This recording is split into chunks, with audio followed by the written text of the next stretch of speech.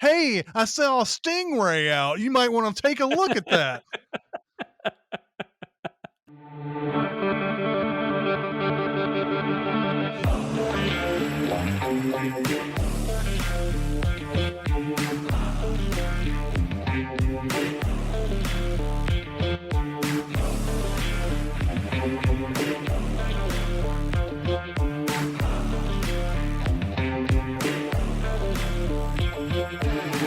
Welcome to Gold, Diamonds, and Death, a James Bond podcast. I'm your 00 host, Jonathan Watkins. I'm a writer for all things under the Cinemasins brand name and a co-host of the Behind the Scenes podcast. Joining me each and every week for this endeavor, he's the co-founder of Cinemasins and co-host of the weekly podcast Recotopia. And if you want his soul, you're just going to have to make a deal with a priest. Yes. And he's also one of my good friends, Mr. Chris Atkinson. Hello. Hello. How are you? How's it going? I for some reason that line just sticks with me. I like that line of dialogue. Mm-hmm.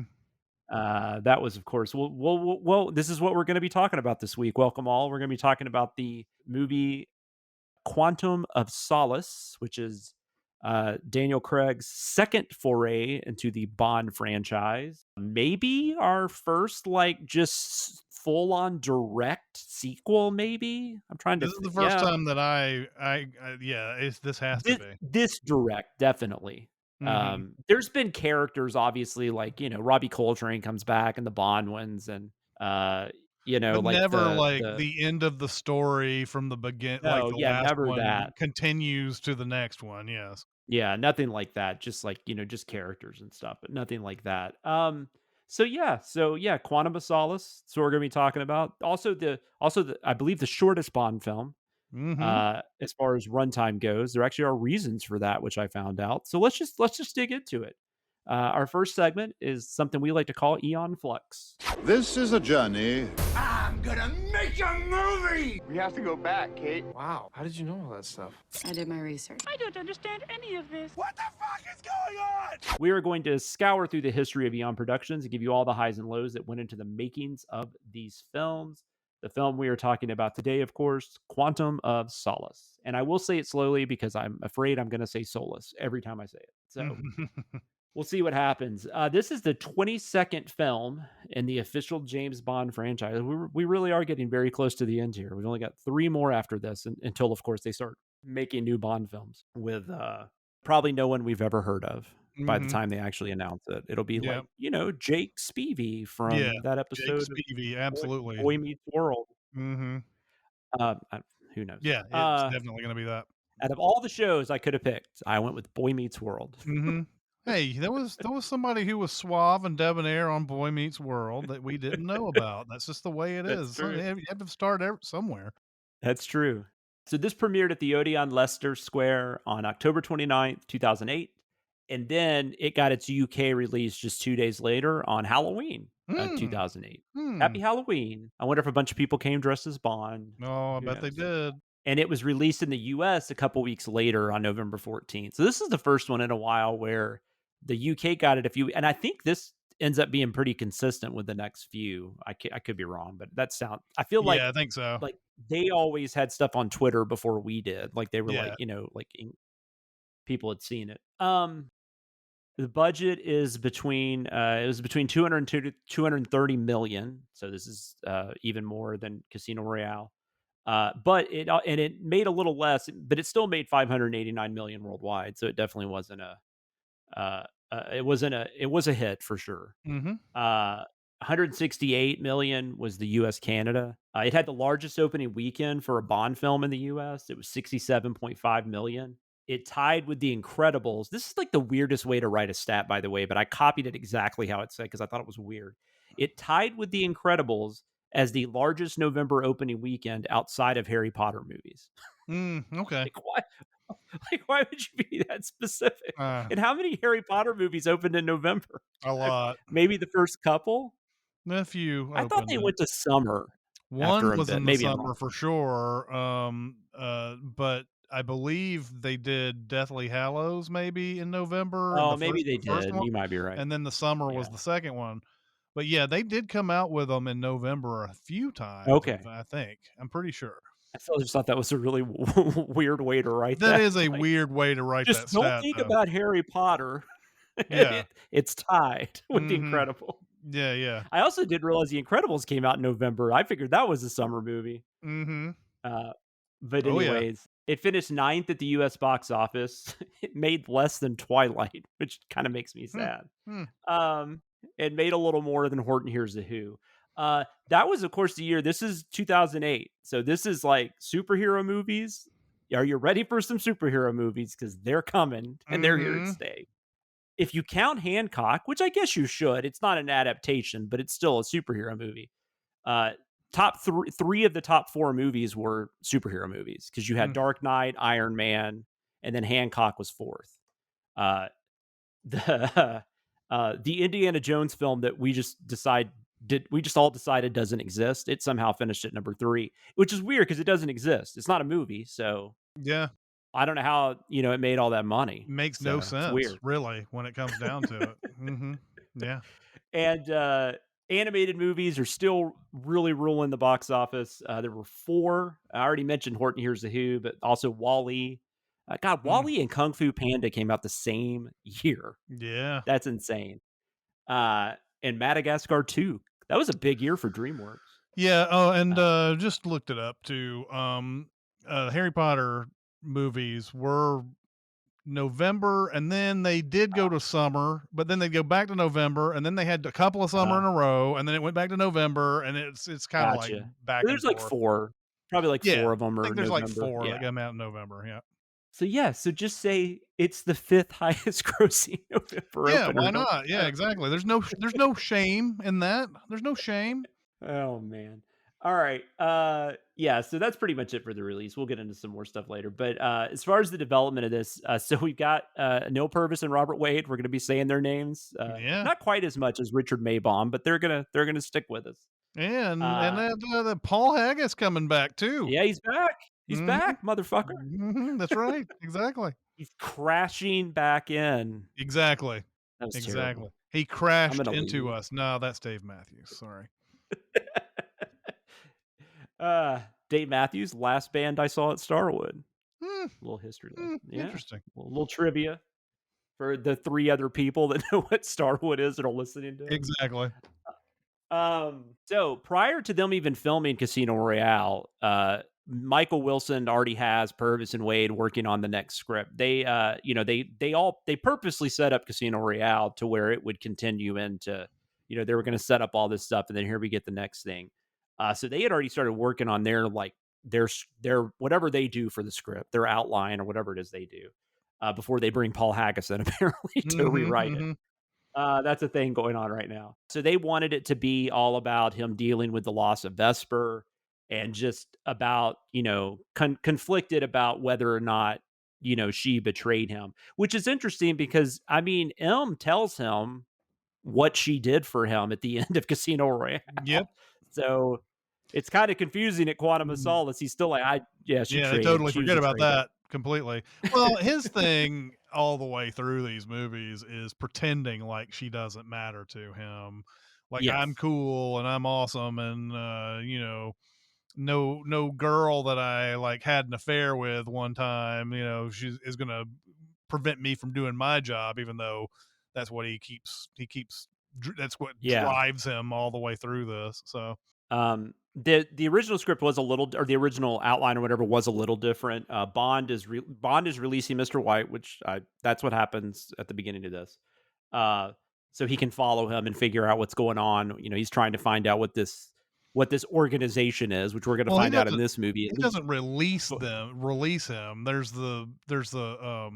They have him Oh, that's in right. custody, and then the That's secret right. guy shows, like, we That's have right. we Yeah, have yeah, people everywhere, yeah, and he yeah, so yeah. happens to be there. So Everywhere. yes, exactly.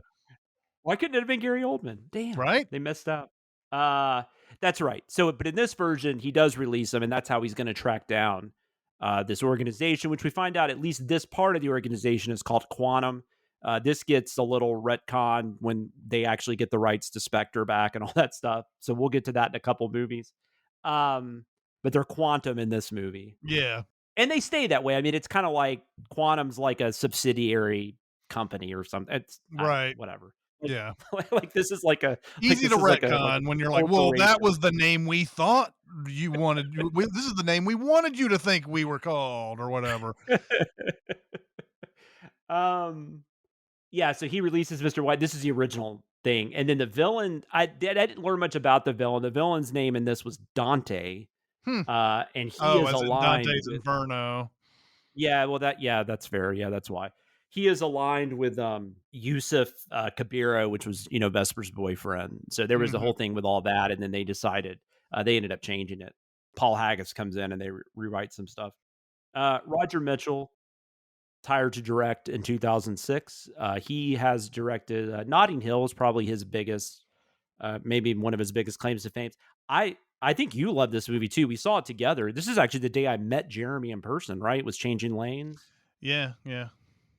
So Changing Lanes is it's got meaning. It does. It's yeah, that was yeah, I remember that because we went to his theater that he was managing Yeah. at the But time. but that's a cool movie that like nobody really talks about. I mean, I think over the years it's gotten a bit of a following, but it's one of Yeah, those I don't hear enough. I feel like right. I should hear more about it. Mm-hmm. Uh, What I want is my time back. Yeah. Yeah, it's like a road it's just like a early version of a road rage movie, which I don't remember what that Russell Crowe one was recently, but it's better than that. Mm-mm. No idea.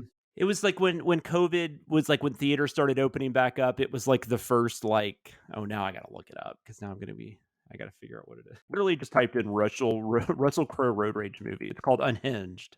Unhinged. Man, I Yeah, I don't don't know that recommend one. it. Don't know that one at all. I don't. It's kind of like a mix of Changing Lanes and Falling Down, and it's Mm.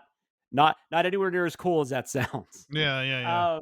Anyway, he's hired to direct it in 2006. They put the release date May 2nd of 2008, so like a year and a half after Casino Royale would have come out. He ended up stepping down later in 2006 because it was just the script was not progressing at all. Mm-hmm.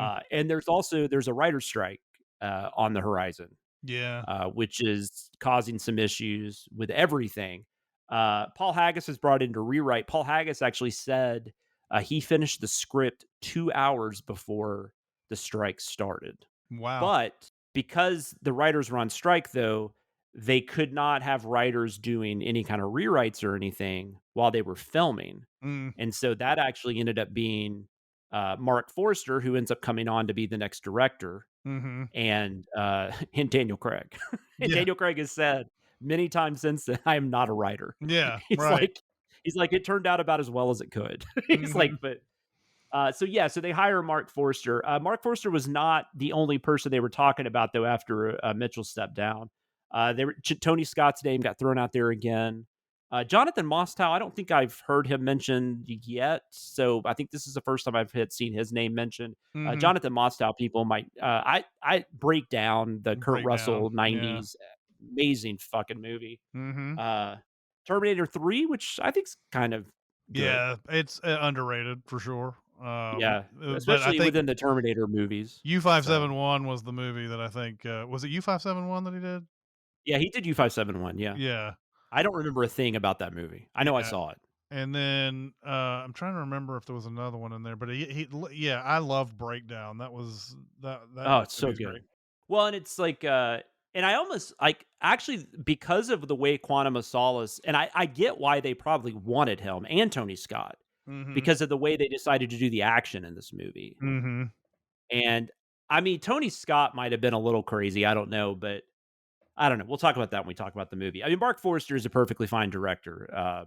He's a little middle of the road. He's a little Ron Howardy when it Mm-hmm. comes to, he makes really good movies occasionally, but he also just makes a lot of like Mm-hmm. Finding Neverlands and Yeah, stuff yeah, like yeah, that. yeah.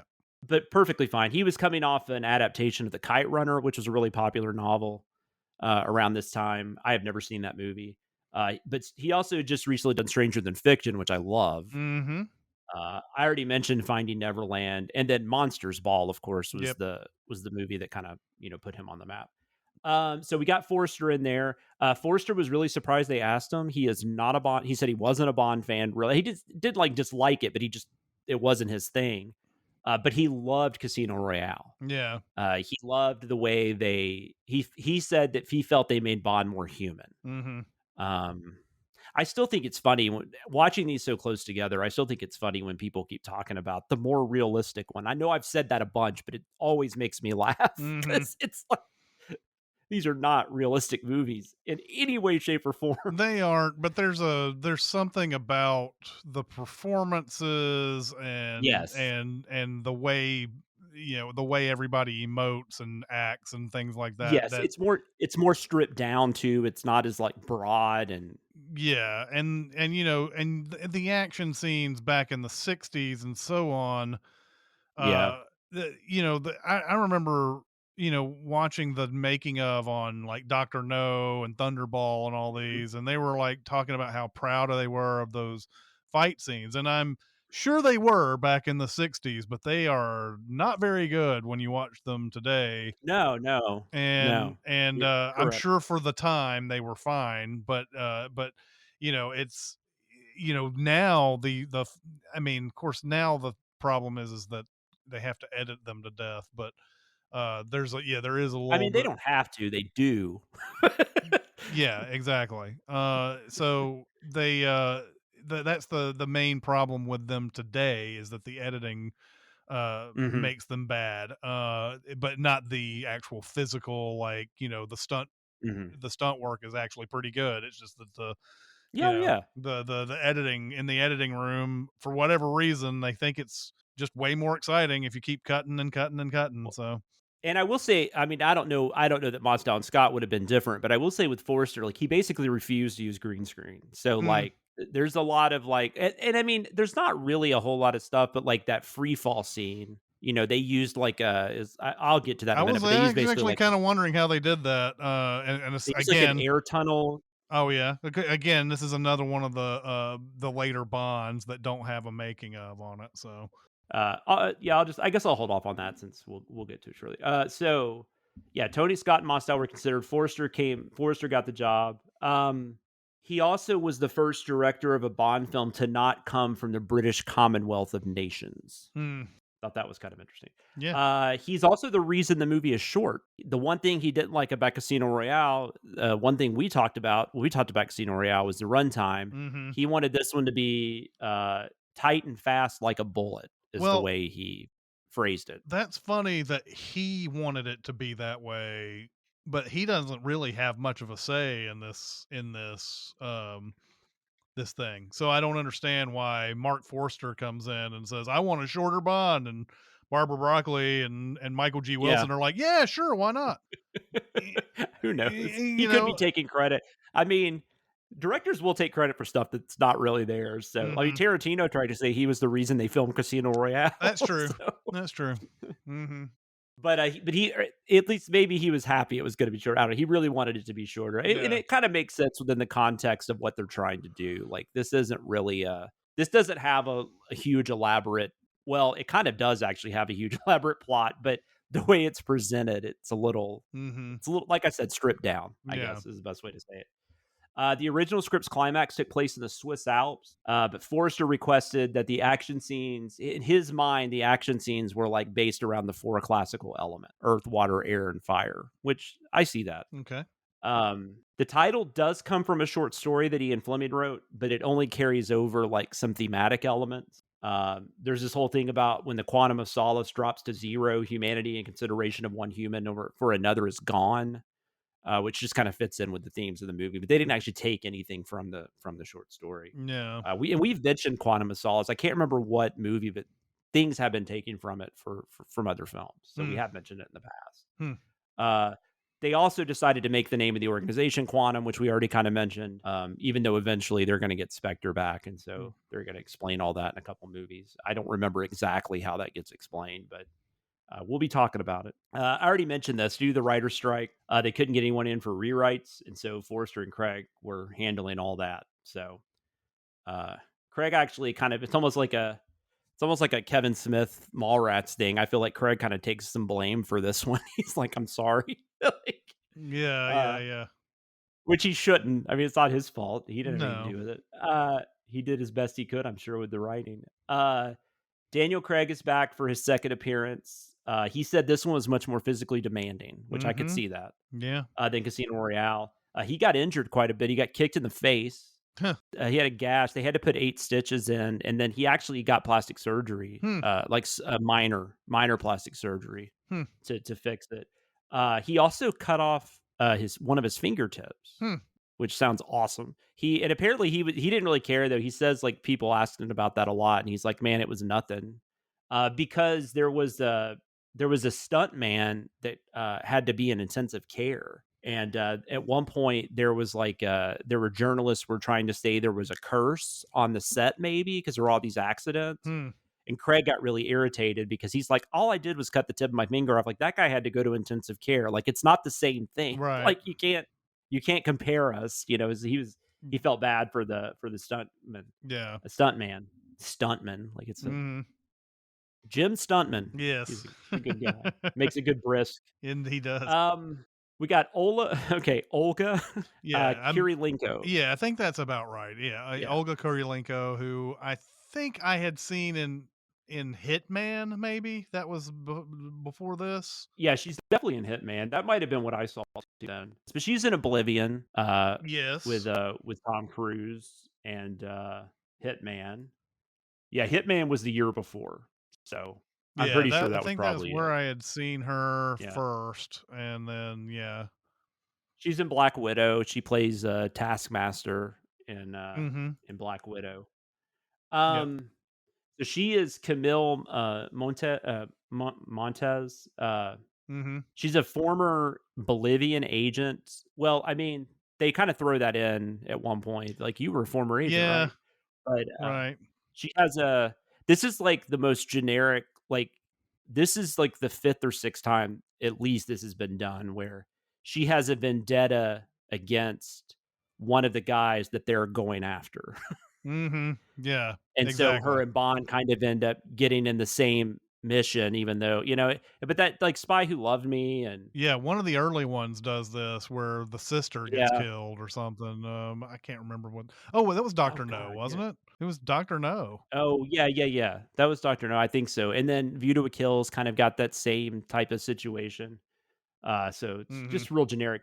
General Medrano is the one that. Well, I'll get into him in a second, actually. So you got Olga Kurylenko, you got Matthew Almeric as Dominic Green. He's the main villain. Has like the craziest, like he looks like a Bond villain.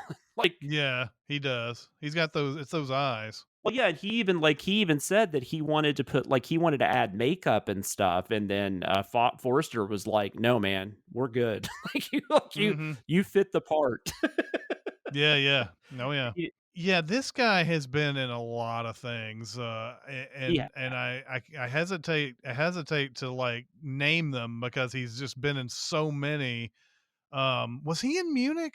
yeah, he was in Yeah. Munich with Craig. I think that was the other thing I had seen him in. He's in Marie Antoinette, but I don't remember him in that. So, Nah, I don't either. but I Yeah. remember him in Munich. Mhm.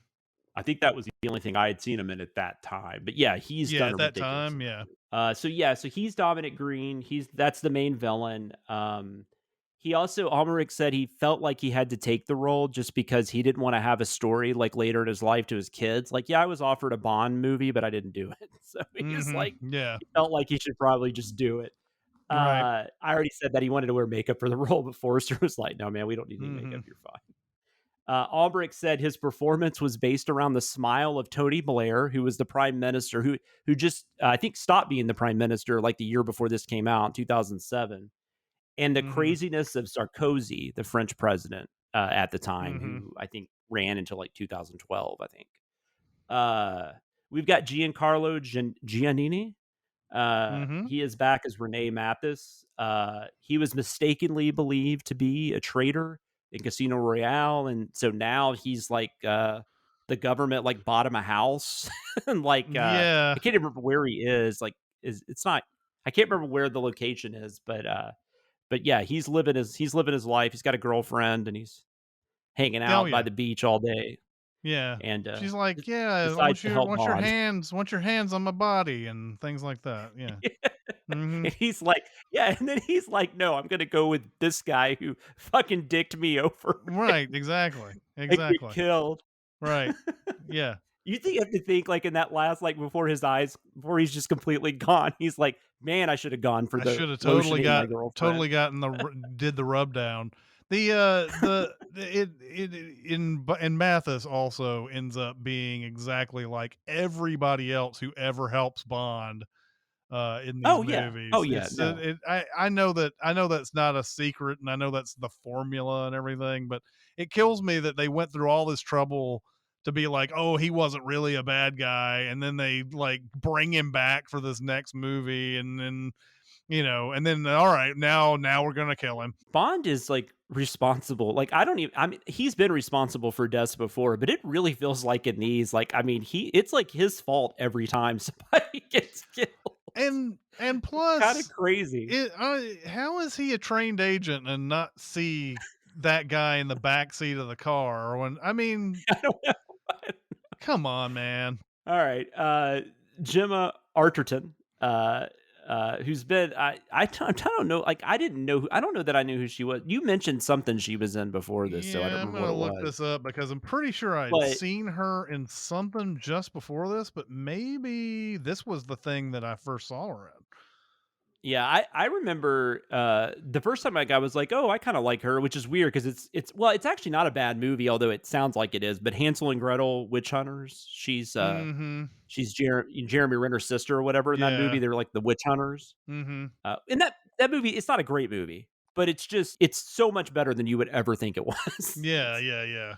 Yeah, And she was really good in that, so I started paying attention to her, I think, after that, but she's done a lot of, like, smaller stuff, like Disappearance of Alice Creed, and, she was in that murder mystery movie with, Adam Sandler and, Oh, yeah, uh, yeah, uh, yeah. Jennifer, yeah, Aniston.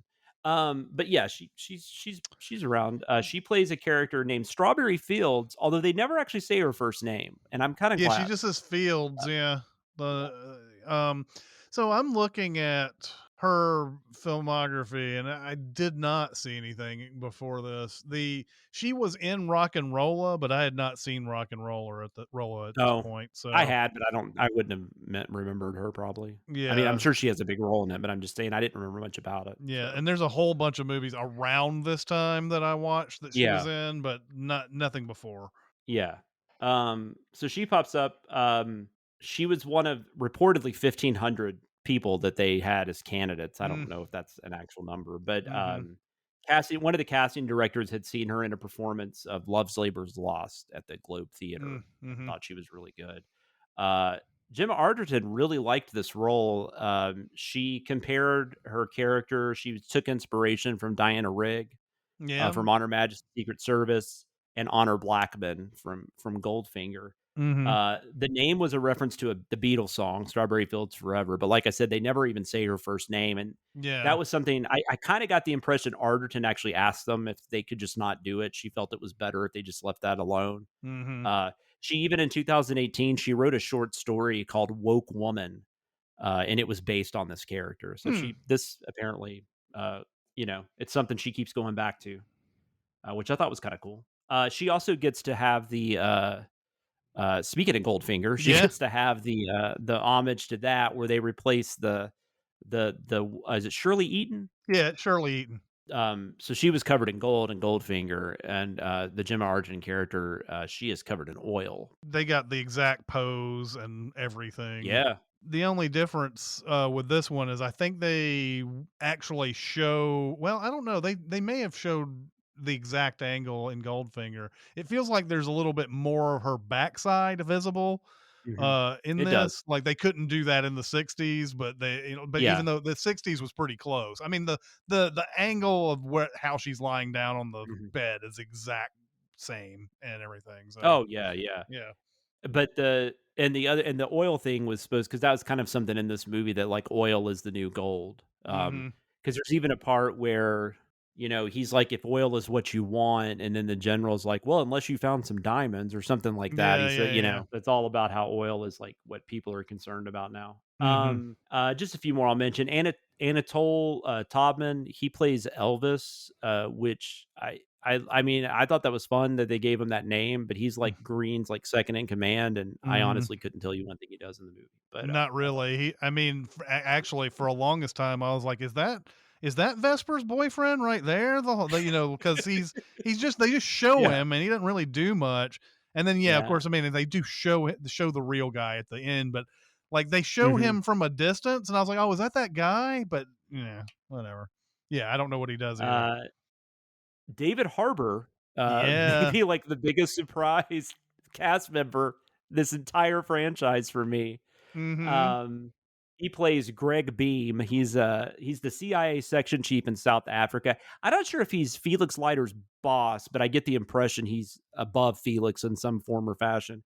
Because and Jeffrey Wright is back as Felix Leiter. Yeah. And they have a couple scenes together, but it was just interesting to see David Harbour. Of course, if people don't know who that is, Stranger Things, most recent Hellboy, which he's awesome in, but that Mm, movie's not good. mm-hmm. Um, Violent Night, um, Yep. where he plays a cursing, smoking, drinking Santa. Yes. Bad Santa if it was the real Santa Claus. Right. So yeah, it was cool to see him, and he's like just such a weasel too. Yeah. It's just like it was really funny. Mm-hmm. Uh, Rory Kinnear is back as Tanner. I think I just like saying Tanner. I feel like I bring him up on, but yeah, Rory Kinnear's here as Tanner. Uh, He gets he'll a be little he'll be little in bit it. more to do in this one than the last Yeah, one. yeah, And he'll become more and more prominent as it goes along. yeah, But yeah. yeah. I think in No Time to Die, like we even made a joke about like they like felt like they had to wrap up the Tanner storyline. Yeah, yeah, Right? yeah. Yeah. He gets a little more to do. I like Rory Kinnear a lot, though. Yeah, he's I'm great. not making fun. So, I've seen him give birth to a baby, so that's fun. That's true. That's true. We all have. If you've seen Yeah, Men, you we all have. saw it. Yeah. Yeah. Oh, spoiler for Men. Well, it'll be like 20 weeks from now, so it'll be all Yeah.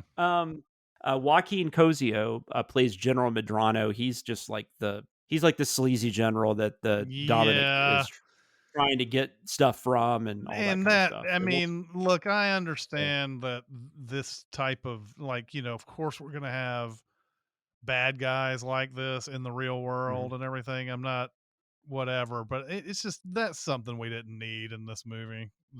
Oh, yeah, no, I wanna talk about that. Yeah, Yeah. So that was anyway, weird. it's just one of those things they don't have to depict this unless there's a really good reason, and there was no good reason to do that in this one.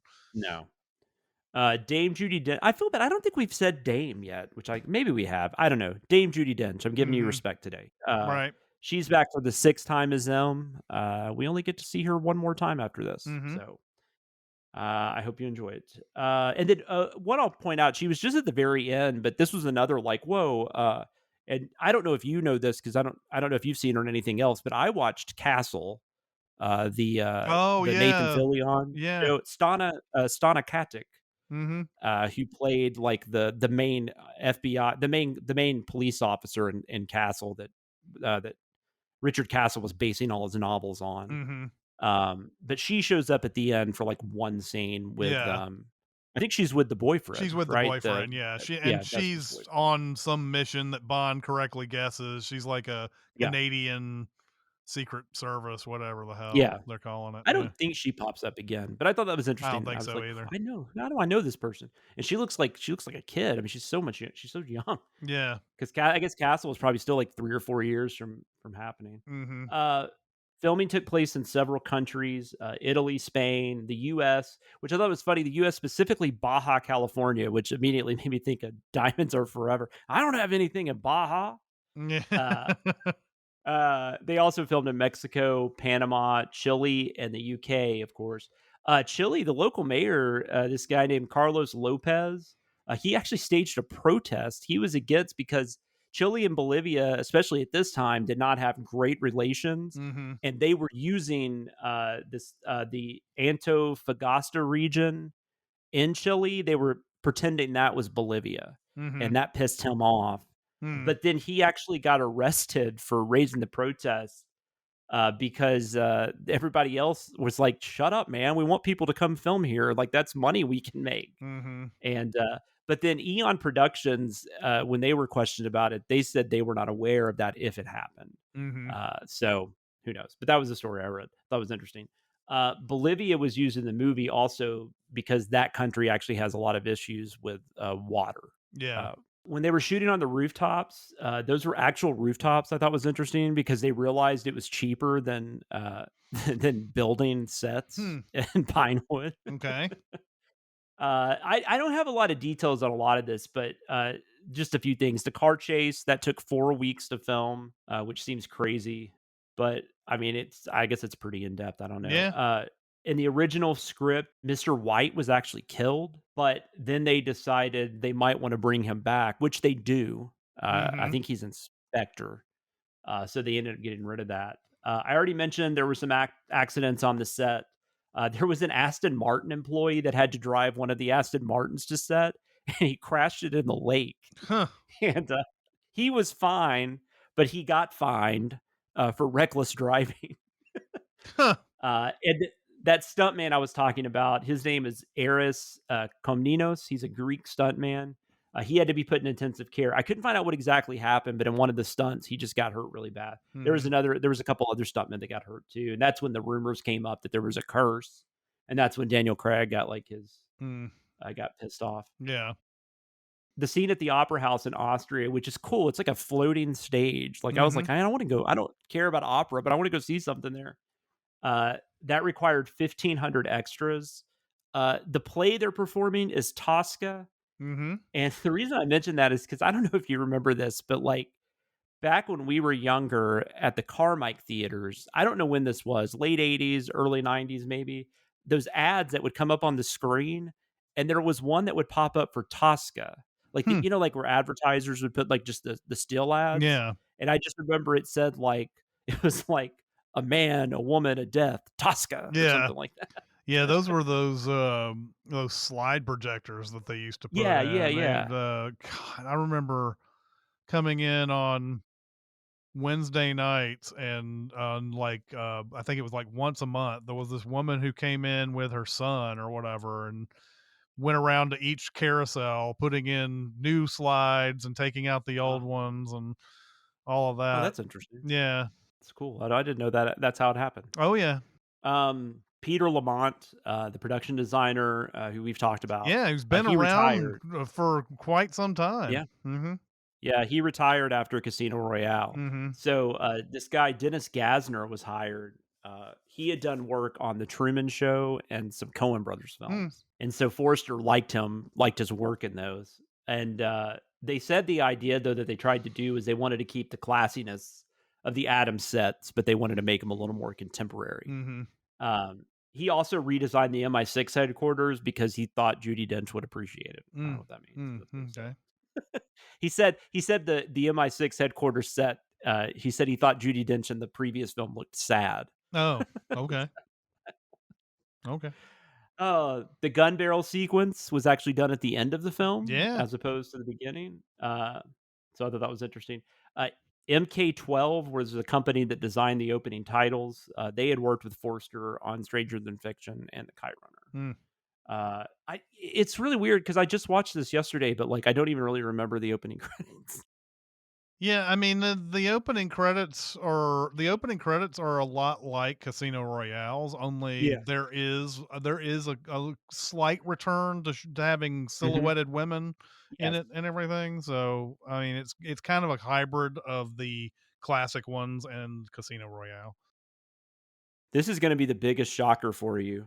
Dan Bradley uh, came in. He was brought in as a second unit director. His previous two films were the last two Bourne movies. Yeah, not as a shock at all. Yeah, it's obvious, like Casino Royale has a little bit of that influence with the parkour scenes and all of that, but then this movie for sure has a lot of Bourne in it, a Oh, that lot. could be Jason Bourne. Like that Yeah. could absolutely just be Mhm. Jason Bourne. Yeah, yeah, yeah.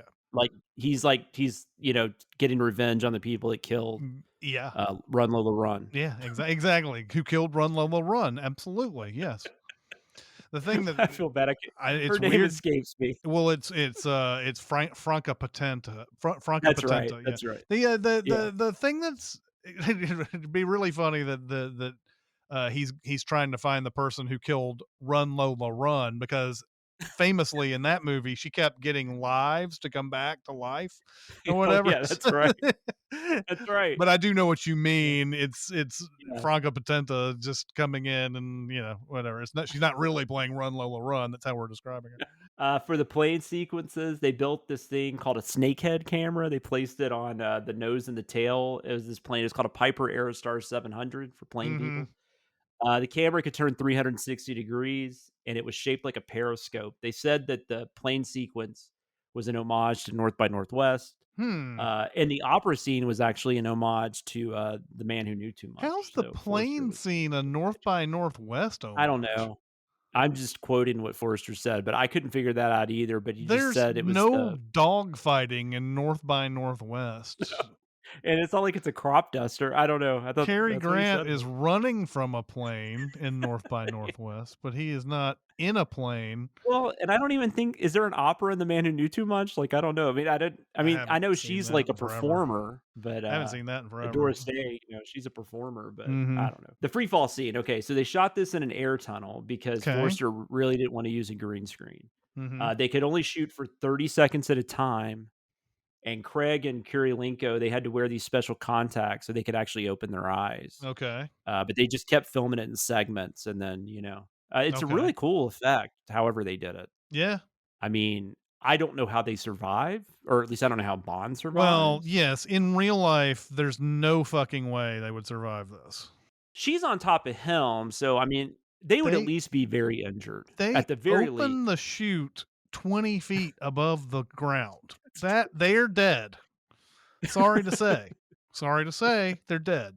There was a similar one in Hobbs and Shaw, I think. They did the same thing where Oh well, yeah. I mean, they did the same thing in Hobbs and Shaw, I think, where it was like, what the fuck, guys? What is they do it in a lot of movies, but those two are particularly memorable for whatever oh reason. yeah, where people fall. There's actually, oddly enough, even though I mean this is gonna date us a little bit, but there's a falling scene in Guardians of the Galaxy Volume 3 that's kind of ridiculous. Oh yeah.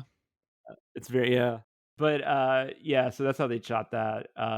The only other thing I'll mention, the product placement again was kept to a minimum. I mean, minimum compared to Die Another Day. It Right. was still a lot. But Coke apparently, I don't remember this, but Coke did like a limited run with their Coke Zero. It was called Coke 007.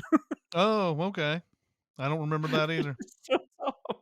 Mhm. But it actually makes sense that Coke is a thing because there's a party that Dominic Green is throwing, and people are drinking Coke. Yeah, And I thought that was so weird. that is funny. It's like, who goes to like one of these like people are like in like these expensive gowns and shit, and they're just drinking Mhm. Yeah, Coke. just drinking Coke. Yeah. It's like that scene in was it Kingsman where Samuel L. Jackson like brings out all the McDonald's. Yeah, yeah, yeah. Oh man. Yeah, and it's not like we had a president in real life who did that McDonald's thing. That Nope, never happened. not at all. Um, did you have anything on the production? Like, did you see anything on I that, didn't or see anything, you wanted to bring and up? the special features on Quantum of Solace were all like uh location shoot stuff, Yeah, and I saw that. I Yeah, didn't bother clicking on I any didn't of either. them. So I didn't either. because that's just going to be a bunch of people getting interviewed before they get into a scene or after they've done a scene, and Exactly. not really going to tell you anything Yeah, juicy we're or so excited.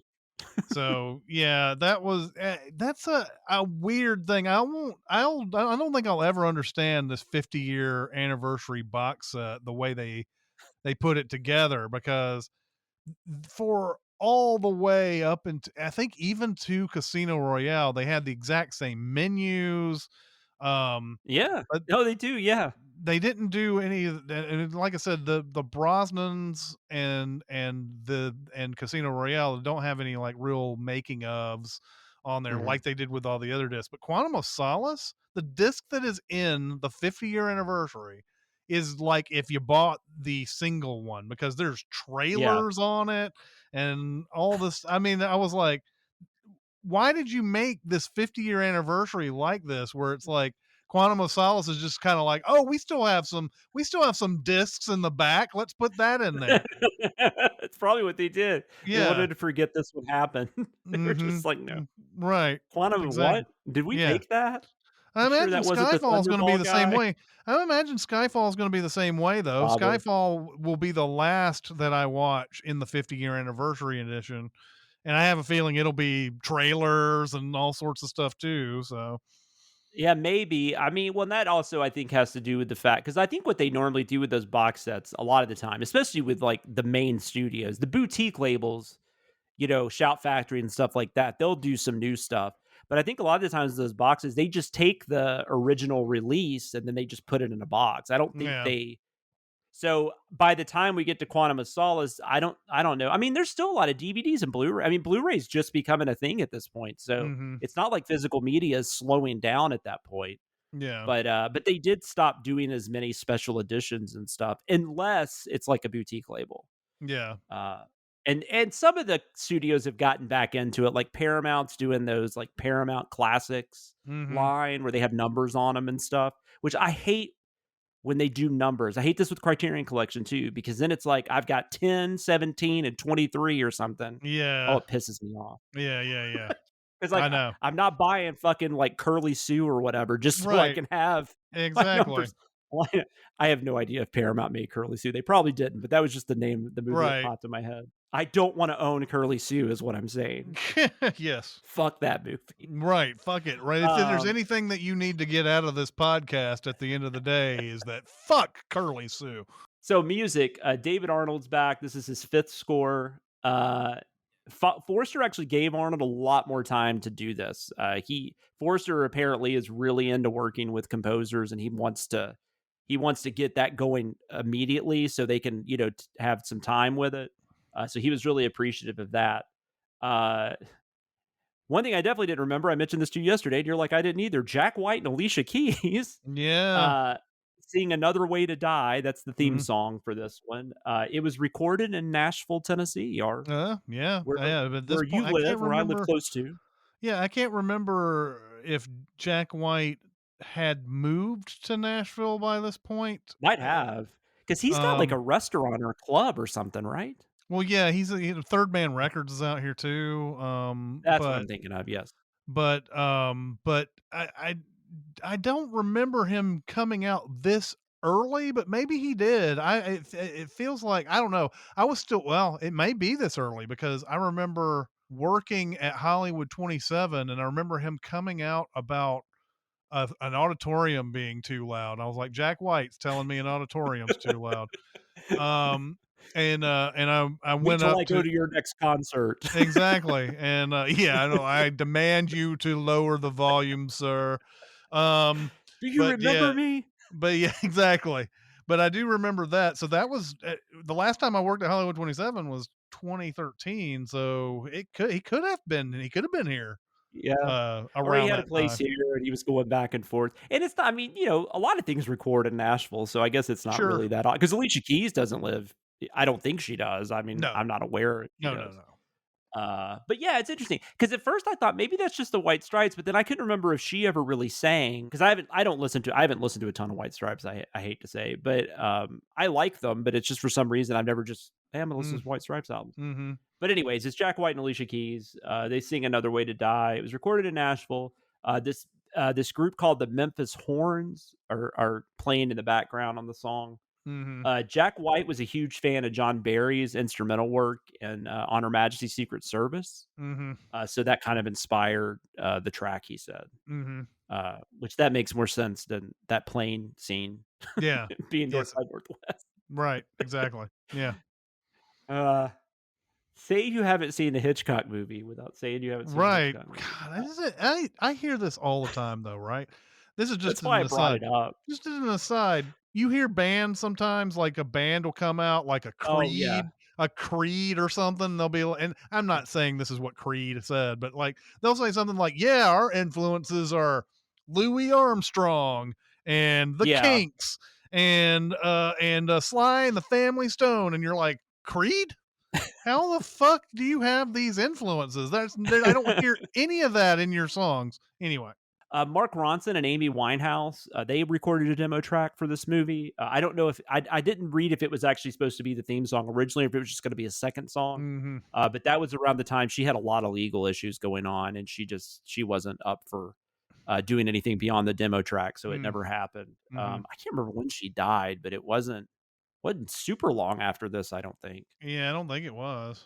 I mean, she was really young, so, Oh yeah, but yeah, one of my wife's favorite, singers. One of the, like, that's the one she's sad she never got to see her. Um, 2011. yeah, so, like, 3 years after this, yeah. Hmm. Reception, reviews were also much like Ron Howard. They were very middle of the road. Yeah, I feel bad. There's, like, 5 or 6 Ron Howard movies I love. yeah, yeah, So, yeah. But it seems like uh, a bulk of his filmography is like, yeah, oh, that's all right. a lot of it's Ed TV. Yeah, yeah, yeah, There's yeah, not exactly, there's a little more Ed TV than there is Apollo 13. exactly. So, but no, he's made some amazing movies. But the action and the emotional stakes of the movie were praised. But the main thing it seemed to be, this wasn't as good as Casino Royale. Yeah. Uh, the Sunday Times was one that they really laid into it. They called the casting a mess. They said the screenplay was at times incomprehensible, which is probably fair, and there was probably reason for that. And then the review goes on to mention that the gritty realism the movie tries to go for just comes off phony. That's what they said. Hmm. The title also gets mentioned a lot. Like, people complain about the title, which is, I don't know. Yeah. Although Marnie Wise, who's the editor of Famous, stated that while the title was bad, at least it wasn't Octopussy. Yeah. Yeah. There is that. Everybody loved Craig still, though. He was getting a lot of praise. Lowest cinema score audience rating for a Craig film. It got a B minus. I don't really Oh understand yeah. what that is even. I feel like that's one of those things, like when you go get your car done and they'll be like, "Hey, we're going to send you a survey. If you give us anything less than 10 out of 10, that's considered unacceptable." I feel like it's probably something like that. And I like, don't know. I don't, I've never participated in a cinema I score haven't either. before. I don't know how I mean, I'm sure we could look it up, and I know that there are people listening who know how it's done, but I get the sense it's like a quick sample of audiences when they come out. Do they give it and you probably have to be a participating someone, like kind of like the Yeah. Nielsen ratings or something used to be. But like but yeah, I mean, for the most part, these people coming out of the theater are giving the movie A's. I think you can always pretty reliably say that people are kind of being nice. That's Mhm. why when it gets down to B minus and C and stuff like that, there's more F's than usual Yeah, that's in the true. opening That weekend. makes sense. So like whenever you see a cinema score that's B minus or C, and there's been a few that have gotten to that D and maybe even F category. Can't Oh, remember. there is some for F. Like The Yeah, there's like Witch a may have been handful. one of those that was like a D or something. Like there was, there's been some like Probably. movies that like critics really love, but I think but audiences hate. Mother was an F. I Mother, think I think, Mother was an was F. an F. Yeah. And there was another one. What was that really good one? Oh, Killing Them Softly. I remember Oh that's yeah. one. Yeah, Killing them softly. and there's, like, some that are terrible. Like, I think, like Date Movie or Epic Movie, like, a couple of those I think are Hmm. Fs. 'Cause And I think I randomly listened to a podcast that was talking about the ones that were an F, so that's how that's I knew there something were where you some. can almost reliably believe that the movie is terrible when No, that actually makes sense. it's, I mean, I don't know. I mean, sometimes audiences are like you mentioned one that I don't think deserves an F. Mother is one. No. And I think The Witch, like I said, The Witch was one that I was either a D or a C or something. I don't think it deserved that. Mhm. So audiences are kind of fickle. It is kind of hard, but like whenever you see like some average movie that comes out or some average blockbuster or whatever that comes out and it's got a B minus, usually that's a pretty bad sign for it. Because it means Yes. more than a few people are not liking it. When it gets into the B plus and the A minus Mhm. category, then usually it has a decent amount of legs after that. So Yeah, I feel like it almost, like, I've even seen some people say if it's lower than A minus, but I never thought about it that way. That makes sense because it's the average, right? So, yeah, if yeah, it's getting a B minus or even a B, that means people are giving it yeah, Ds and it's Fs. basically your most of your people are giving it A's and A minuses or whatever. Then there's going to be a small amount of B's, and a small amount of C's and an even smaller amount of D's and F's, and then it usually comes out to being B And I don't know if something. this is cinema score, but over the last like year, there's been people at the theaters out by us. They'll have like pads when you walk out, and they'll hand you a Oh, pad. might be.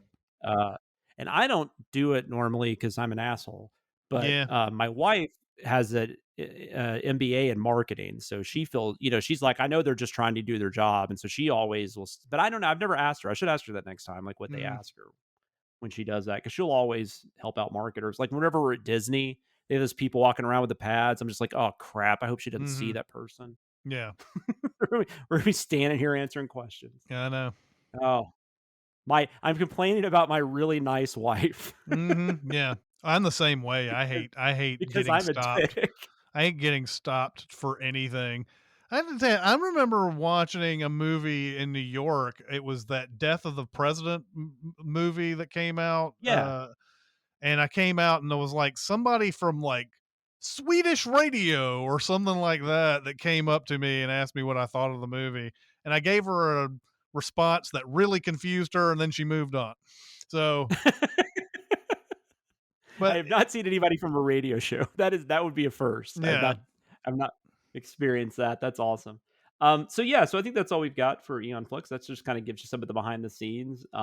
So now I think we're gonna go talk about what we thought about the movie. We've talked about that a little bit, but we're gonna dig into it a little more in a segment we like to call a review to a kill. I've got you in my sights. Get the fuck out of my sight before I demolish you. What we've got here is failure to communicate. There's no need to shout. I'm not shouting. Why don't you stop your whining and get on with it? I've heard this shit before. We are going to give you our thoughts on whatever film we are discussing this week. This week we are discussing the stupidly titled Quantum of Solace, Mm-hmm. at least according to the Sunday Times. Yep.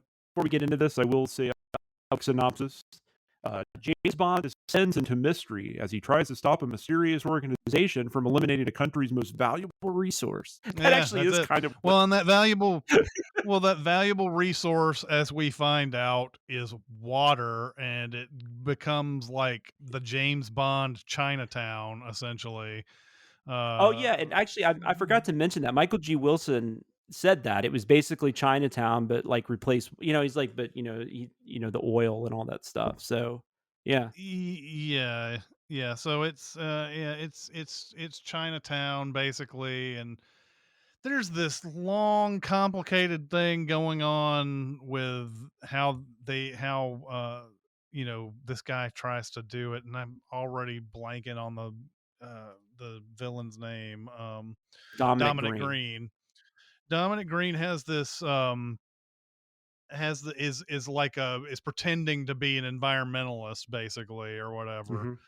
Hmm. And the whole idea is that he's basically creating a desert, or he's damming off water in a desert so that the government has to pay him back for the water at the end. But to do that, he has to install his own government with the help of the CIA. That's where David Harbour and Jeffrey Wright are coming in on Hmm. this one. The CIA are going to topple the current dictator and put in the new dictator, so that the new dictator will pay them money for the water. Um, but yeah, I think it's kind of hilarious how Bond keeps killing everybody Yes. before he gets a chance to question them. I don't know if he goes.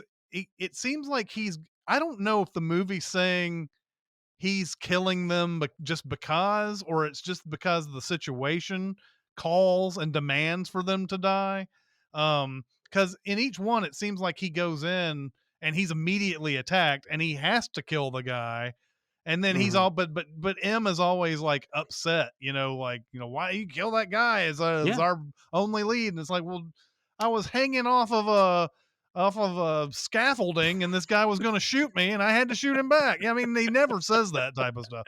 It's like he's like Danny Glover. She's like Danny Glover in Lethal Weapon. Like shoot him in the leg. Yeah, yeah.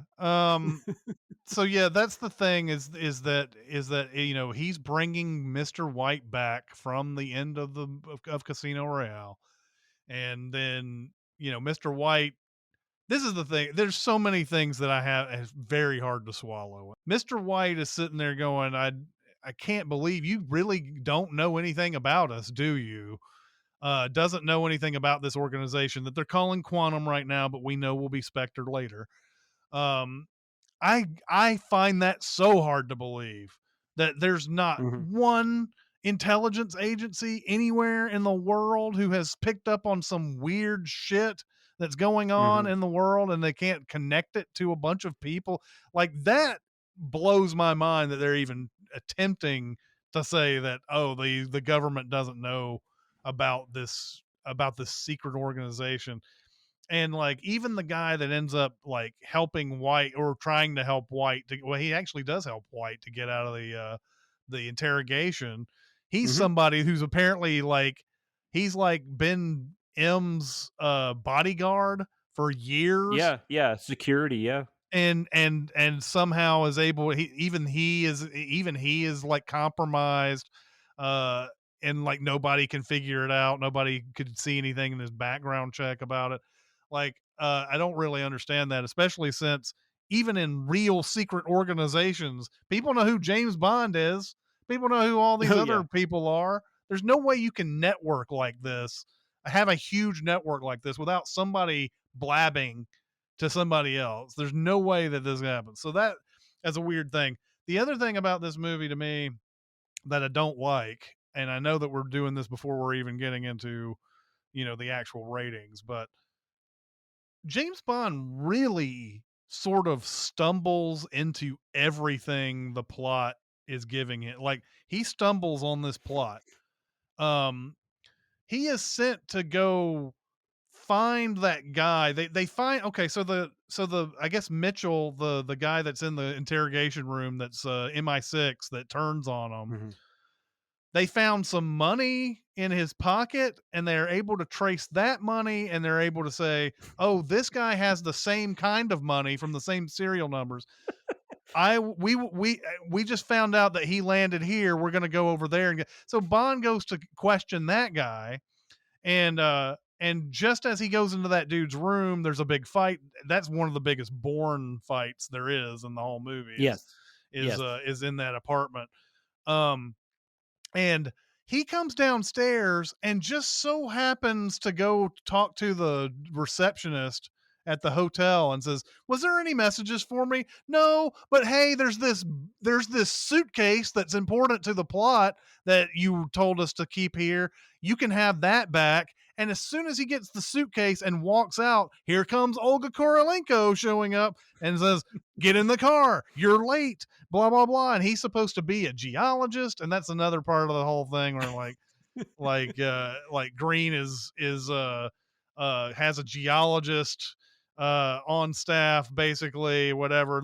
But this guy's supposed to be posing as a geologist and is supposed to kill her for some reason that we don't really even Mhm. figure out. We just know that Green is pissed off at her for some reason and he wanted her dead.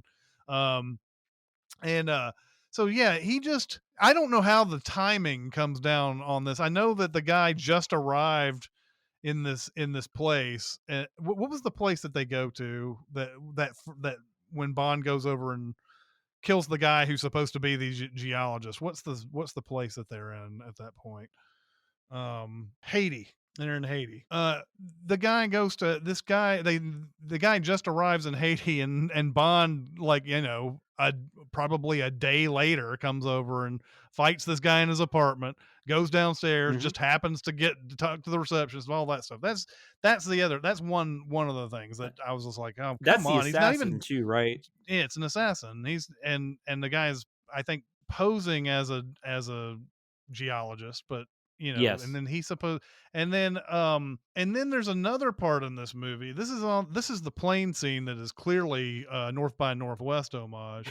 Um the plane scene, they get into that dogfight and they parachute out. We've talked about the parachuting scene. Yeah. Um they so they spend the night in this cavern, and then they accidentally walk, like they find the water that's been dammed down there. It's like they're like, Yeah. how does he just find this shit randomly in this? I don't even remember if we send this in the Sims video, by the way, but um there's so many things he's just stumbling on, and he's not really doing any real investigation. Yeah. He's just running into the problem. So it's weird to me that they're trying to do a Chinatown, and and I like Matthew Amalric and everything, but I don't think this villain is very good.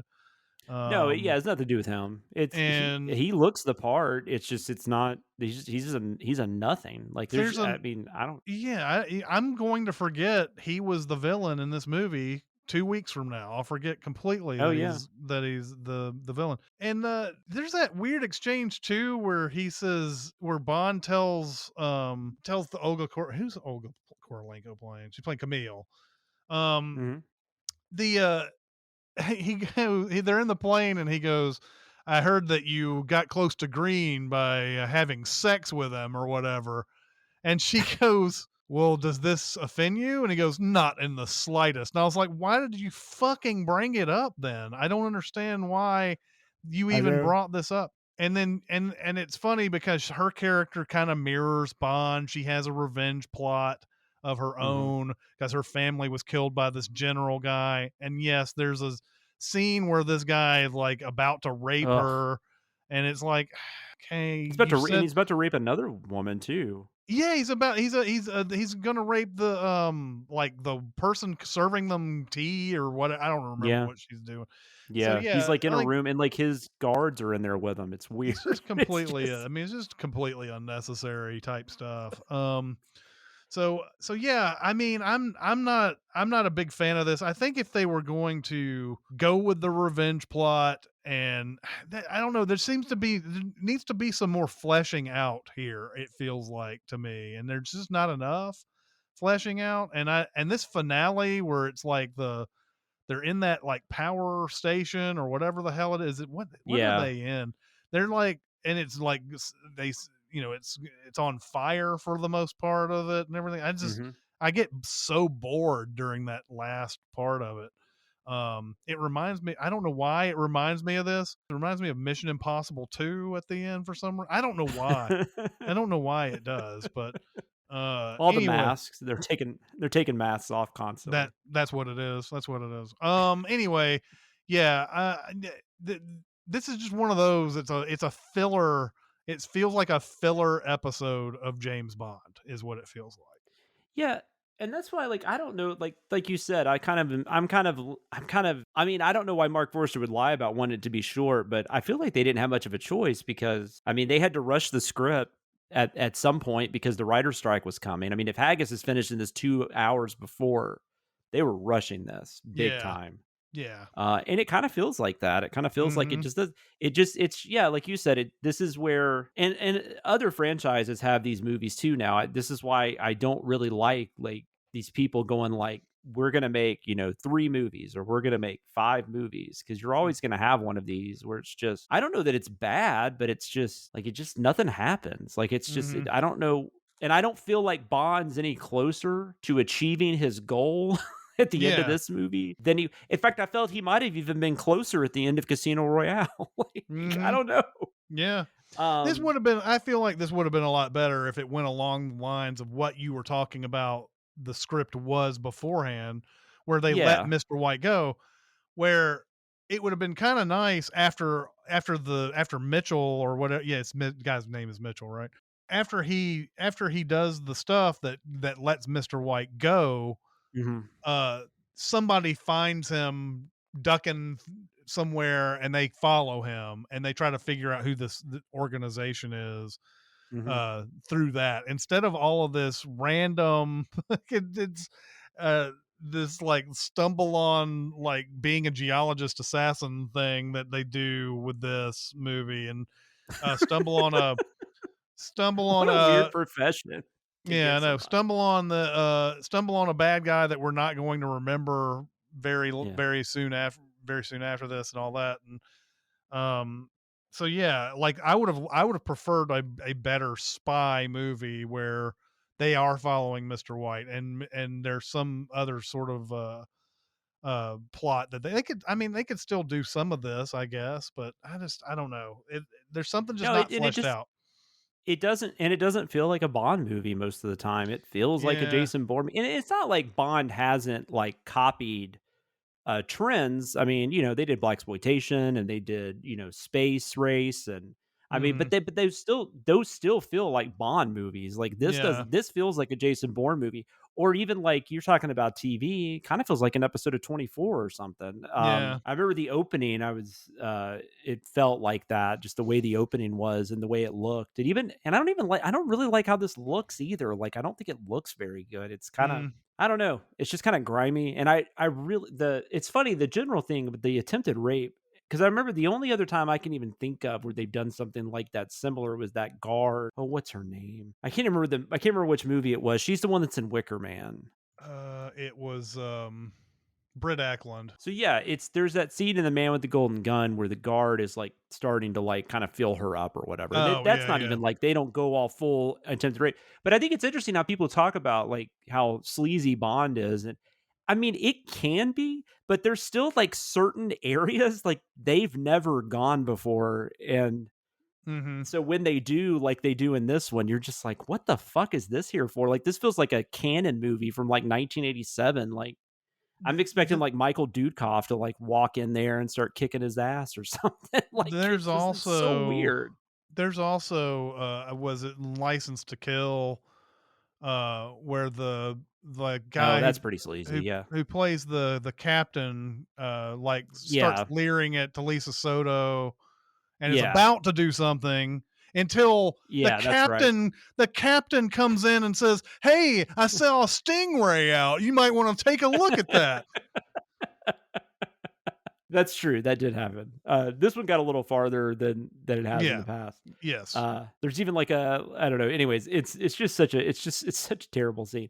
And then Mhm. that leads to, like you said, the finale, which is just dumb. Like I don't even get how they escape. Like, they blow up a wall that's like not far from them, and Yeah. there's still all this fire around them. It's Yeah. just like, It's like, well, as long as there's a hole they can go through, I guess they can also go through the fire that's there. yeah. And I like the cast is fine. Like, I mean, Olga Kurylenko, she's fine. Mhm. Gemma Arterton's fine. It's nice to see, uh uh Giancarlo Giannini back and all that stuff. I mean, nobody gives like a bad performance. It's just there's just really nothing to the characters. I mean, the Olga Kurylenko, she feels like a mix of just previous, female characters we've seen in these movies. Mhm. Same with Gemma Arterton. Yeah, there's definitely Um, not a Vesper in this movie. no. And that's not this. I mean, and maybe that is part of this movie's problem, is that it follows Casino Royale, but I don't know. Even something like, and I haven't seen Spectre since the theater, and I don't remember liking Spectre that much, but I feel like I'm probably going to enjoy it more than this, just because at least it does like some goofy stuff, or some crazy like over the top stuff. Like, this is just so stripped down, which, I mean, and you could do that. Like, you could absolutely, like, look at something like Prey. I mean, that's a super stripped down like Predator movie. Mhm. You can do stuff like that and it can work, but it absolutely doesn't work here. I wrote in my notes for some reason, when he flips the motorcycle, that's one of the dumbest things I've ever seen in my life. Oh, yeah. Dominic Green, at one point, they just say he's buying large tracts of land, and No. that made me think of, like, is it Monty Python? Monty Python, yeah, Holy Grail. He's got huge tracts of land. But they actually say that, like, somebody just says that seriously, like, yeah, he's been buying up huge tracts of land. I Yeah. was just like, started dying laughing. Yeah, yeah, yeah. And I almost wonder if that was actually supposed to be a reference It or might something, 'cause it wouldn't be. surprise me. It might actually be. I don't think I mentioned this either last week about M, because I know I wanted to. Like, so they got Judi Dench back. I love Judi Dench, Dame Judi Dench. She's great, but like, I do find it odd, and not that the Bond films have ever cared that much about continuity, at least not until these Craig films. But like, I don't understand how, like, if we're starting at the beginning, like, I don't know. It doesn't make any sense to me. Like, why it's her, I guess. What do you mean? Well, just because like Brosnan was an older Bond. Yeah, I mean, So I think if we're going by the rule that they're sort of rebooting, they can just kind of yeah, do whatever they want with the characters. true, Uh true. the thing that's always been a weird thread through all the Bond is that they'll refer to things that happened in previous movies Yeah. and they'll and it won't be it's clearly not the same Bond. Like, so it's a weird, Yeah. there's a weird continuity thing going on with those. And we have characters who have gone, who, like, Desmond Llewellyn's Q character has Mhm. interacted with all of the Bonds all the way through Mhm. Brosnan. Um, Well, we're that's like, true. That's a so, good point. these are this is the weird thing that keeps happening with this thing. I don't, it does, it doesn't really make sense that, that she's dealing with Bond in his early years, and he's like, Mhm. and I don't know that there's an age difference between. I don't know. I think it's just they liked Judy Dench being M, and that was Oh, yeah. how they were going And I to. mean, it's That's how they fine. were. That's how Like, they I'm were. not That's how they explain it. Is just that, yeah. hey, she's here. Don't think too much about it. And look, as a Cinemasins person, I hate giving them that. I hate giving them that type of thing, because it doesn't make sense whatsoever. But they have all these weird continuity things all the way through. There's always been that theory that, like, James Bond is just a code name or whatever. Mhm. So like every successful Bond that comes in is named something else, but they call him James Bond. But they did that. They still referred to his marriage in the Timothy Dalton Yeah, movies. oh, yeah, like every few movies, they would make a comment about it. It was weird. So I think there's just a weird fast and loose Yeah. thing with continuity in all these movies. Yeah, and they seem to make it a point that, well, the 007 can be passed on, I guess, because of, No Time to Yeah, Die. Lashana Lynch Um, is 007. yeah, and then M, we know, isn't just a letter, because there's that scene in Casino Royale where he makes the comment he knows her first name. Mhm. Although I guess her first name could just happen to start with an M. Yeah. But anyways, yeah, no, it's like, I don't want anyone to think I don't like Dame Judy Dench. I love her. It's just something that always kind of sticks with me. It's just a confusing, I don't know. Yeah. But you're I right, Q I was in all those, so I don't know why that didn't bother me, but yeah. I don't know. I don't know. But and I'm glad she is, and I think Skyfall is, from what I remember, I mean, especially when you watch Skyfall, I'm pretty glad that they did bring her back, because Mm, I don't think Skyfall would work like it does without her. right. So, and I also like I do like the way they, because even with Brosnan, well, like with Brosnan, we talked about this where she felt like a different character in a couple of them. Mhm. Because there's, like, in Goldeneye, she's like, I don't want to put up with your shit. I think you're misogynistic. I hate you. And then, I think it's the next one, Tomorrow Never Dies, she's basically saying, go fuck Terry Well, Hatcher, yeah, figure out, pretty much, yeah. like, what's going on, pump her for information And, is how like, she yeah, talks. really excited about it too, even though in the first one she was Yeah. so against it. Yeah. Yeah, you're a relic of the Cold War. Right. Uh, Anyways, so at least here she's a little more consistent, and I like that they've built up this, like, almost like mother-son kind of. Mhm. I don't know if that's quite what it is. I don't know, It's maybe a close. cool aunt. Yeah. I don't Yeah. know, but, like, she seems to care for him even though she acts like she doesn't, much like he seems to care a lot more about Vesper than he acts like he does. But, Mhm. anyways, yeah, I don't know that I have a ton to say about it, other than it's just a movie that it's not terrible. It's maybe not even all that bad, but I don't think it sticks with you for No, more it than, like, doesn't. the day or two after you've watched I it. like I said, I've seen this maybe 3 times now, and every Yeah. time it's like, "Oh, yeah, this happens. Oh, yeah, I forgot." Yeah. But it's just like, and I mean, some of the action scenes are fun. Like, I mean, that the free fall, even though it's ridiculous how it ends, that's a pretty well shot scene. I mean, Forster's not a bad director. I like the opera bit. I like how, not necessarily like not that they fight or anything, but I like how Bond's listening in and then he just starts talking to him. I Yeah, thought that yeah, was, yeah. I just like how that scene plays out. And that actually was a smart thing to do, because then I don't know how he knew everybody would just get up, Yeah, but that's one thing that's weird, but yeah, yeah, it's probably one of the better scenes in the movie, sure. yeah, but at least that felt like there was a reason, because, like, for instance, in Casino Royale, I don't even know if we talked about this, but one thing that bugged me in Casino Royale, because I think I forgot to mention this, is that even though they've got this cover, when he gets there, he immediately says he's Bond. Yeah, yeah, I actually mentioned that in Oh, you did? Okay, but cool, cool. I it was couldn't a remember. very brief moment because he plays it off like, oh well, that they're not going to be worried. They already know I'm Bond or whatever, or there's something Which they that. did, But but yeah. but yeah, he there's no reason to be that like that, that loose with Mhm. everything when you're up at the receptionist desk at a hotel. There's no reason Yeah. It's for just that so weird. at all. And like and that lends into the thing too that I was talking about with, like, I don't know why they even need the accountant out there anyway. Like, it makes no sense Oh, yeah. that and, like, it seems like they always do that, where they give Bond somebody that he doesn't need for some reason. Like, Gemma Arterton in this movie is just Oh. there to kind of like, she's supposed to bring him back or something. I don't remember what it was that she No, would. that's it. She was supposed to, like, basically detain him, and if he didn't hang out with her until they had to leave, she was gonna have him arrested. But that's also, and maybe this, I don't know, go on, because you might be about to say the same thing I was going to. No, go ahead, go ahead. I forgot it. That scene irritated me too, though, where they find her with the oil and she's dead, and M starts giving him shit and says, she's like a desk person, like she works behind a desk and does reports. And then it's like, well, why the fuck did you send her out in the Yeah, field? Like, if send she's not, somebody who's good, who could send an actually. agent. Yeah, right.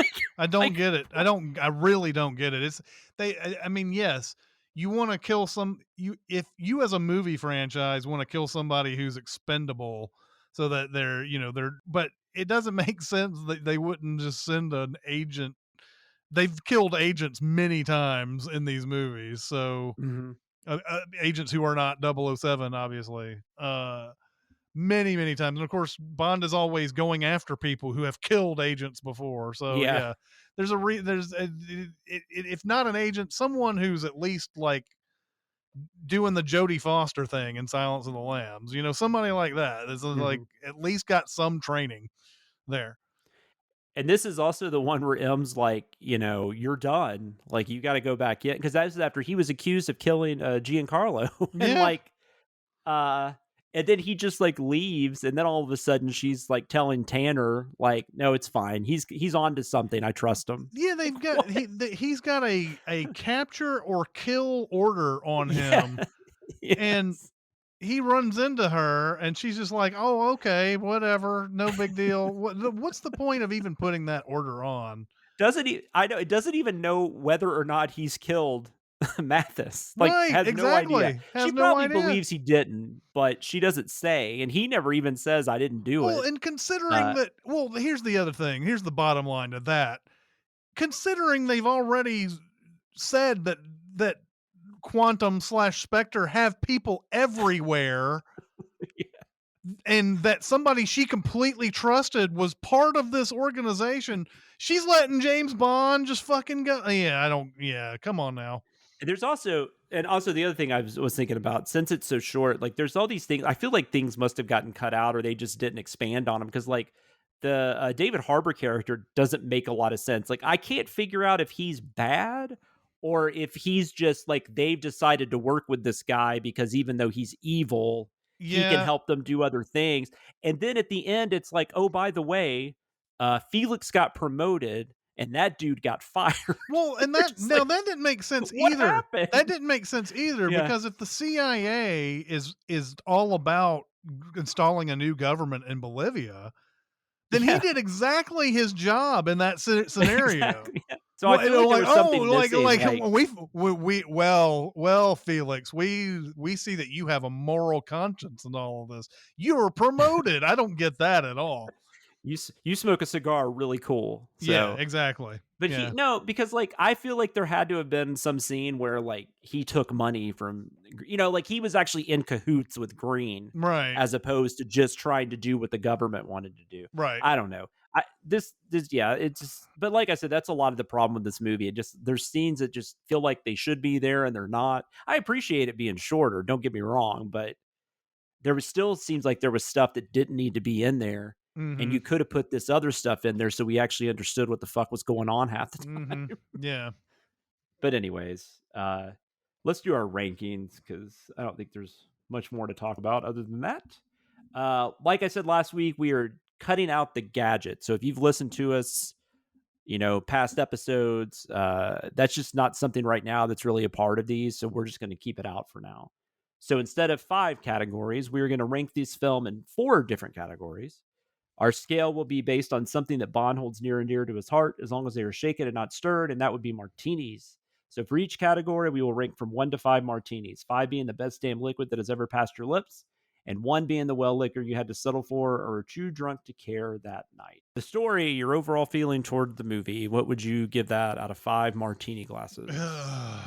Man, yeah, this is getting back into, bad territory. Some of the it's not Man with a Golden Gun bad, for sure. And I No. can't remember No, what no, I no. gave Man with a Golden Gun, but I it's don't think you've given anything less than a 2. I don't think so either. Yeah. But the fact that I think the biggest thing about this movie is that it's so unmemorable in so many ways. Yeah. That's probably the biggest criticism I have of this. There's nothing that makes me feel like, oh, that was a great Bond adventure. So I mean, I'm gonna go 2.5 on this movie. It's always been my least favorite. Well, my not least favorite, but it's always been my um it's the Bond that the Daniel Craig that I don't like. Mhm. It's always been Mhm. the one that I like the least, I guess, or I dislike it. I don't like it in any really capacity. To say that I like it the least, implies that I really Yeah, yeah, like yeah. it at all. It's one that I really dislike, and so I would give this a 2.5. Just it's so that's just the thing. It's just there's nothing exciting about this movie. Yeah, this is like for your eyes only territory for me. Like that's another Mm-hmm. one where I'm just like I barely remember what happened in that movie, Mm-hmm. and I never remember it. And this will be the same way with this one. So yeah, no, I'm the same. The Bond, Craig's still really good in this. But like you said, and this isn't his fault necessarily, but he seems like he's a worse agent than he was in Casino Royale, as far as he just kind of pops in like the things. And that's not necessarily and so that does affect the performance a little bit. I'm still gonna give it like 3.5. I mean, I Yeah. don't think he's come that far down, but like it's still Daniel Craig, but it's one of my least favorite like Yeah. Bond appearances, I guess, in a movie. Yeah, there's not much investigation going on here, and that's the thing No. for me that I think there should be like tangible leads, and God, they the only tangible lead that he ends up really getting is from the dude who has the like weird computer graphic thing that we see at the beginning Mhm. with all the money that they trace, Mhm. and they just that guy just landed in Haiti and he goes to Haiti. Mhm. And that's really the only he just kind of stumbles on everything else though. There's just nothing. Why would this guy, God, this is another thing. Why would this dude in Haiti leave a suitcase at the hotel reception? Why Oh, would it's you do crazy. that? And he just so accidental.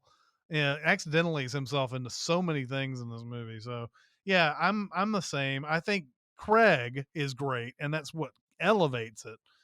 But the Bond in this is too lucky for words, so I'm gonna give it a Mhm. 3. Yeah, so and then our next one is the villain and the henchman. So we've got Dominic, we've got Elvis, I guess. Yeah. The general, Mr. White. I mean, it's just kind of a bunch of, I mean, if I haven't people. gone under 2 on anything, I'm giving 1.5 to these villains. Yeah, they're bad. They're bad. This is they're all milk toast. And then you have the one general guy who's, okay, his thing is that he rapes. Okay, awesome. Yeah, no, these are very bad villains on more Yeah. than one. Mhm. Um And then last but not least, or maybe, I don't know, the song, the theme, Jack White and Alicia Keys. The song is called "Another Way to Die." This song is bonkers. Mhm. It's like everything sounds right, but there's just something I really don't like about it. I don't Agreed. know if it's just I don't know if there's just too much going on in it. Mhm. I'm going to give it a 2. I mean, it's just, I don't know. It's just, there's something about it. Like, but it feels like it works. But then by the time it's over, you're just like, I didn't like that very much. I really and I like don't the know why. instrumentation on it. I like the Yeah. guitars. It starts off, vocals are okay, but I don't really like all of that. I like Jack White. I like White Stripes. I like Alicia Keys. It's one of those things where there's two musicians that I highly respect collaborating on a song that is very below average. It's not, yeah, I don't like it at all. So yeah, I'm gonna say it's a 2.5. I'll give an Yeah. extra half for the instrumentation that's in this movie. Yeah, no, the instrumentation's cool. Although it does have that White Stripes, packed auditorium, kind of like packed, like, you're at a sporting event. And Yeah, like yeah. this, Well, and it's and got the very White Stripes sound to it. if you notice too, the song is produced by Jack White as well. It's not by the Yes. composer, which is what they had Yeah. traditionally done in the past. Exactly. So there was like sort of a collaboration with the composer as well. In this case, there wasn't. It looks like Jack White had a lot of power on this one. And Yeah, he just that could have did a gone White either Stripes thing. way. And in this case, it just didn't. It's not a memorable song. Again, just like the movie itself. And it's not very good. It's not very good. No, it's not. It's just, it's crazy. Just Mhm. because like you're kind of going, yeah, okay, cool, Yeah, and then yeah. when it's over, you're like, Well, that like, wasn't bow good. down, down, down, down, down, down, down, and you're like, oh, might be pretty cool. And then like, I and don't then think like, their voices. I don't think their voices gel either. no, Like they don't. at all. They don't. It's like they're singing two different songs. At It's all. crazy. Yeah, exactly. That's correct. All right. So that's it. We did it. We talked about Quantum of Solace. We talked about a I already Bond movie. forgot what happened. Yeah. Huh? We talked about a Bond movie. Woohoo. That I'm gonna forget what the plot. I already am forgetting the plot. Yes. But anyway. Also, before we go, we have social media. You can reach us on Twitter. We are at GoldSpy007. You can also reach out to me directly on Twitter. I am at SamLoomis13. You can email us at golddiamonddeath007@gmail.com. And if you like this podcast and other things under the Cinemasins brand, we also have a Patreon you can join at patreon.com/Cinemasins. And if you have a second to leave us a 5-star review at your podcast listening app of choice, we would appreciate it. I think next week's going to be a little more chipper from what I remember. So thank you for joining us this week. We hope you'll join us again next week. We will be talking about Skyfall, which I'm pretty sure becomes the next biggest Bond movie ever. Since Casino Royale. Until then, keep those martinis dry and shaken, the Baccarat shoe moving, and the Aston Martin fully gassed. This is Chris Atkinson and Jonathan Watkins signing off, and we will see you next mission.